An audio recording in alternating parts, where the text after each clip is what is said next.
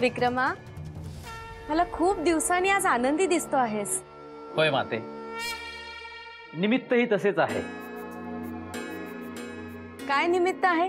आपण अश्वमेधासाठी अश्व हवा आहे अशी दवंडी दिली होती। त्याचा परिणाम म्हणून विविध राज्यातून व्यापारी त्यांचे उच्च प्रतीचे अश्व दाखवण्यास घेऊन आले आहेत। आणि महाराणी, ते सर्व अश्वांचे व्यापारी बाहेर महाराजांची प्रतीक्षा करत आहेत।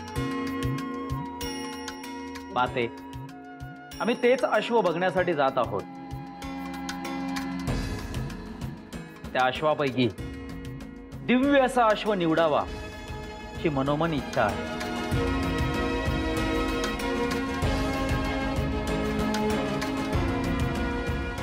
हो का? आणि मुद्दामून मी पिताश्रींना माझ्या सोबत घेऊन जात आहे। त्यांना अश्व कसा असावा याबाबतची कल्पना आहे।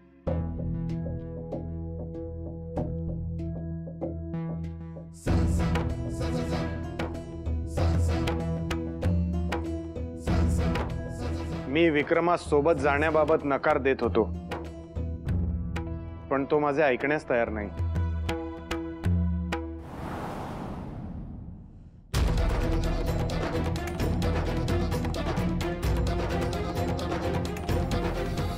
माते, काय झालं?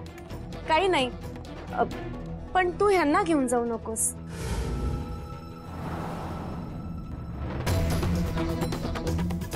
माते, तू असं का बोलतेस? विक्रमा, मला तुझ्याशी याविषयी बोलायचे आहे। मला असे वाटते की अश्व पाहण्यासाठी तू ह्यांना घेऊन जाऊ नकोस। पण का? त्याचे कारण मला कळेल का? ठीक आहे, सांगते। विक्रमा, असे म्हणतात की अश्व येण्याने आपलं भाग्य बदलतं। त्यामुळे पुढे काय होणार आहे हे मात्र आपल्याला कळत नाही।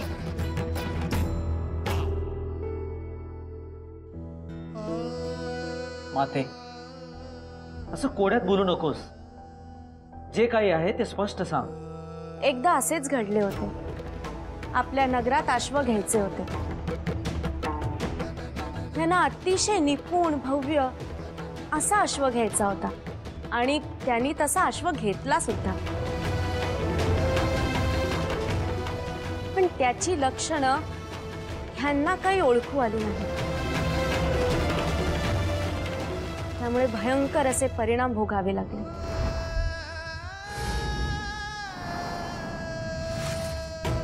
असे नेमके काय घडले होते? त्यानंतर नकळतपणे आपल्या राज्यावर हल्ला झाला। अचानक झालेल्या युद्धाला आपल्याला सामोरं जावं लागलं। त्यात राज्याची अपरित हानी झाली होती। हे कसे घडले ते मात्र समजले नाही। पण त्यानंतर काही दिवसांनी ह्याची जाण असणारे एक विद्वान पंडित आले होते।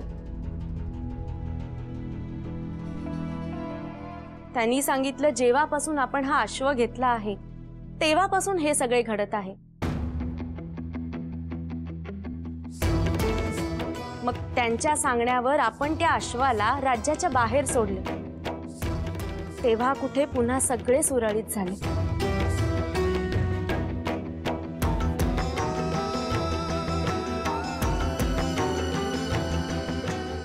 त्यामुळे मी तुला सोबत येण्यास नकार देत होतो। आपण दोघेही विनाकारण चिंता करत आहात। जे घडून गेलं ते पुन्हा तसेच घडेल हे कशावरून?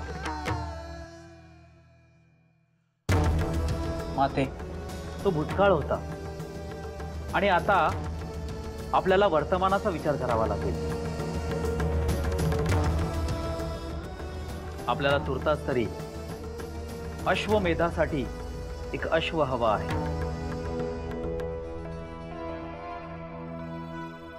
आणि तो घ्यावा असं माझं तरी मत आहे। ठीक आहे, पण त्यासाठी तू जावे, माझी त्याला हरकत नाही, पण मी येणार नाही।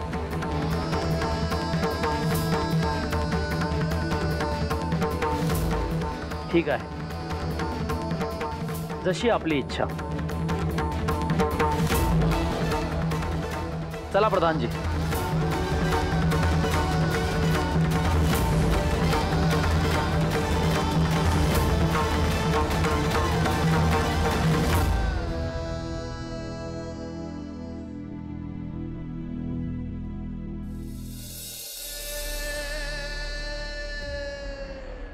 प्रणाम महाराज. महाराज, हे सगळे व्यापारी आपले अश्व दाखवण्यासाठी आले आहेत. देश देशून आले आहेत. हे पूर्वेकडील राज्यातून आले आहेत. हे पश्चिमेकडील समुद्रापल्याड वसलेल्या नगरीहून आले आहेत. हे अति उत्तरेकडील ध्रुवही राज्यातून आले आहेत. उत्तम. प्रधानजी, आपण दिलेली दौंडी ऐकून हे इतक्या दूरवरून आले आहेत. याचा अर्थ यांच्याकडे नक्कीच त्या दर्जाचे अश्व असणार. चला, आपण तात्काळ अश्वाची पाहणी सुरू करू. होय महाराज.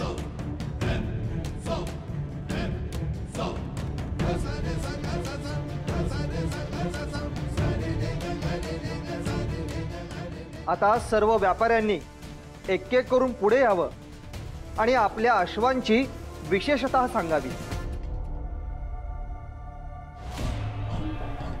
प्रणाम महाराज.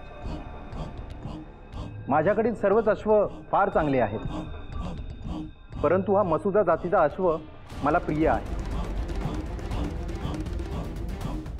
कारण हा अतिशय शांत, प्रामाणिक आणि बुद्धिमान अश्व आहे. या घोड्यावरती विराजमान झालेला कोणीही व्यक्ती आपली पकड यावर मजबूत करू शकतो.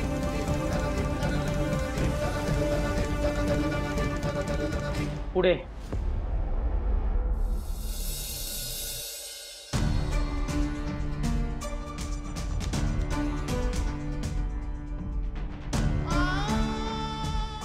प्रणाम महाराज. मी पश्चिम दिशेहून माझा हा स्पिती जातीचा घोडा आपल्यासमोर पेश करण्यासाठी आलो आहे. आमच्याकडील घोडे एका शारीरिक विशेषतेमुळे देखील ओळखले जातात. त्यांचे कान काहीसे आतल्या दिशेला वक्र असल्याचे दिसेल. इतर अवयवांपेक्षा यांचे पाय जरासे लांबच असतात. त्यांच्यातील चपळता, निष्ठा सुद्धा वाखाणण्याजोगी आहे. म्हणून तर कित्येक राज्यांचे राजकुमार अश्वारूढ खेळांसाठी आमच्याच घोड्यांची निवड करतात. ठीक आहे.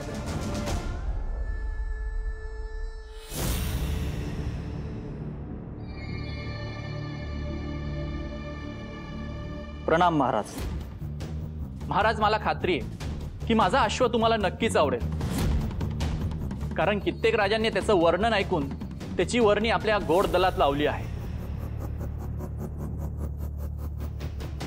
ह्याद्द जातीचा हा अश्व पर्वतरांगा असो की वाळवंट, हा अश्व प्रत्येक परिस्थितीत तग धरून राहू शकतो एवढी याची क्षमता आहे.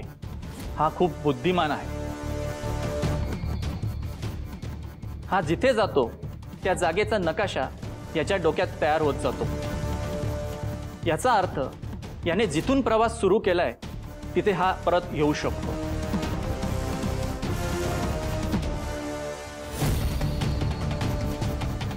ठीक आहे.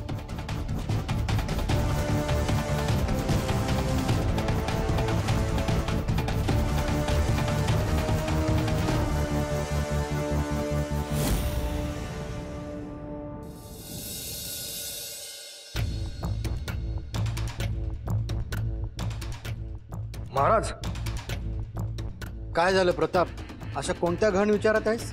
महाराज, आपल्या राज्यातील घोड्यांचे व्यापारी त्यांचे सर्वोत्कृष्ट घोडे घेऊन उज्जैन नगरीत व्यापाराला गेले आहे, म्हणून मी जरा चिंतेत आहे. म्हणजे नक्की काय म्हणायचंय तुला?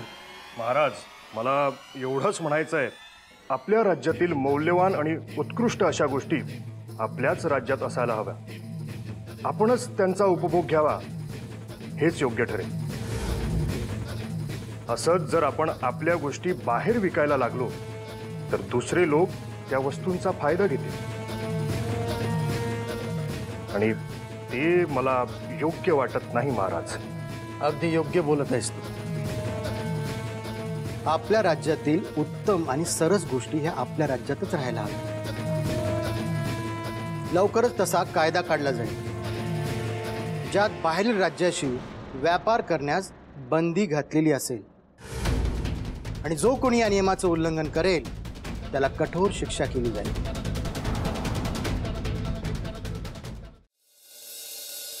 महाराज, सगळ्या व्यापाऱ्यांनी आपापल्या अश्वांची प्रस्तुती केली, पण आपण यावर काहीच बोलत नाही आहात.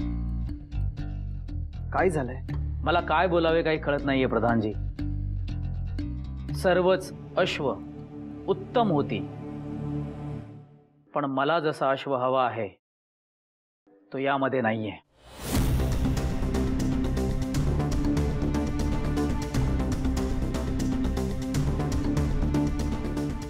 म्हणजे महाराज, आपणास यापैकी एकही अश्व आवडला नाही?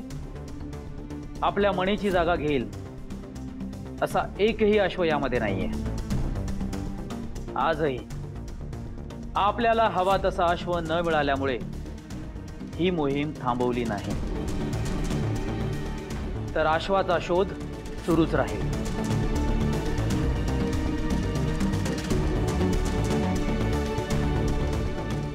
महाराज, मला माफ करा, मध्येच बोलत आहे. लहान तोंडी मोठा घास.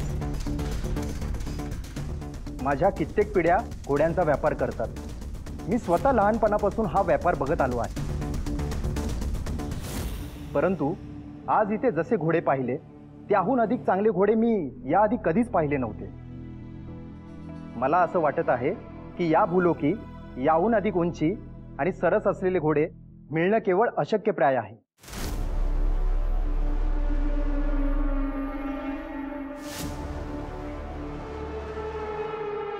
तुम्ही म्हणताय त्याप्रमाणे हे अश्व सर्वश्रेष्ठ असतीलही कदाचित,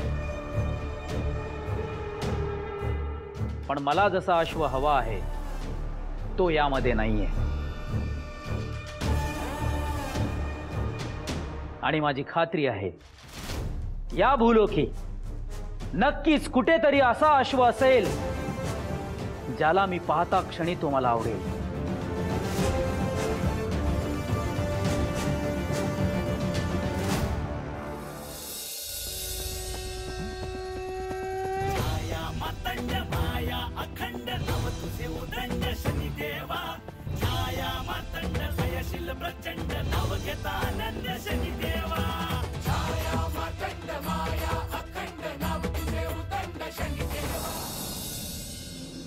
बरं झालं तुम्ही आलात. अगं, प्रतापने आपल्या राज्यासाठी काय उत्तम सल्ला दिलाय. असा काय सल्ला दिला आहे? अहो, आपल्या राज्यातील व्यापारी त्यांच्याकडील उत्तम आणि सरस गोष्टी हे बाहेरील राज्यात विकू शकणार नाही असा कायदा काढला जाईल, जेणेकरून आपल्या राज्यातील सर्वोत्कृष्ट वस्तू आपल्या राज्यात राहतील.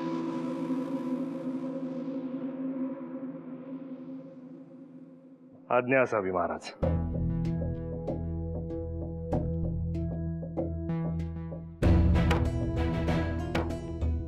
अहो, आता काही काळ ना तुमचे कायदे वगैरे सगळे बाजूला ठेवा आणि प्रथम जाऊन विक्रमादित्य आणि त्यांच्या आई वडिलांना पत्र पाठवा. त्यांना पत्र कशासाठी पाठवायचंय? अहो, असं काय करताय? भेटीची तिथी जवळ आली आहे. ते कधी प्रस्थान करणार आहेत, ते आल्यानंतर त्यांची सोय काय करायची आहे, त्यांच्या इच्छेनुसारच आपल्याला त्यांच्या राहण्याची सोय करावी लागेल ना. मग त्यासाठी आधी त्यांच्या काय अपेक्षा आहेत हे जाणून घ्यायला नको का? मला मान्य आहे की ते आपल्या राज्यात आपल्या भेटीसाठी येत आहेत आणि ही भेट अत्यंत महत्त्वाची देखील आहे. परंतु त्यासाठी त्यांची अपेक्षा विचारून आणखी काही तयारी करण्याची मला गरज वाटत नाही.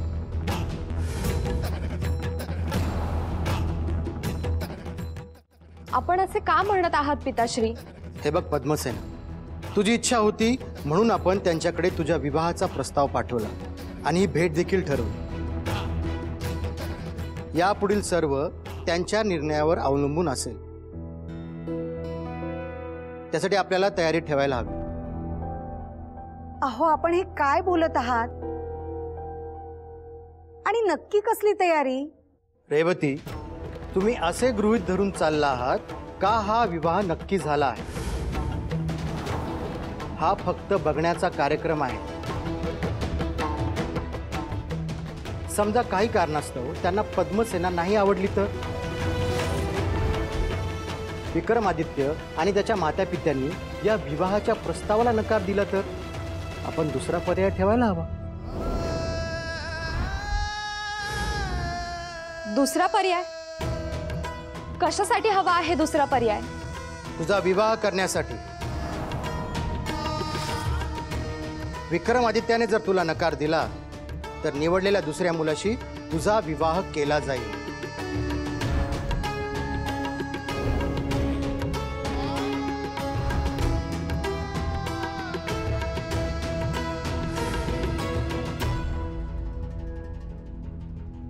मी माझ्याकडे ज्या शक्ती आहेत त्या हव्या तशा वापरल्या नाहीत, पण आता ती वेळ आली आहे. मला जे साध्य करायचे आहे त्यासाठी बाणाच्या वेगाने धावणारे अश्व मला हवे आहेत.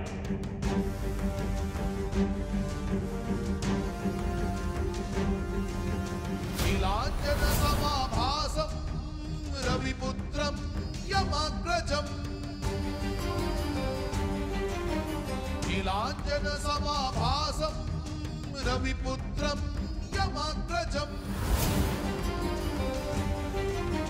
छाया मार्तंड संभुतं. तुला तुझे निर्जीव स्वरूप सोडून सजीव रूप घ्यायचे आहे.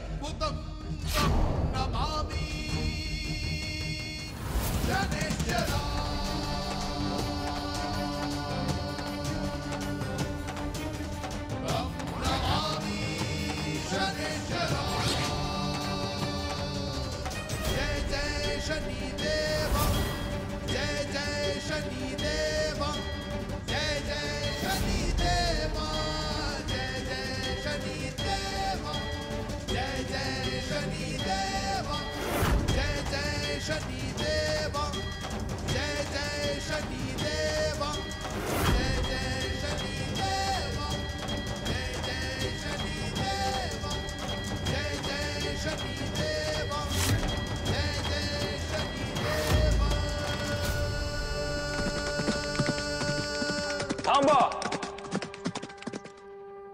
माझ्याकडे या.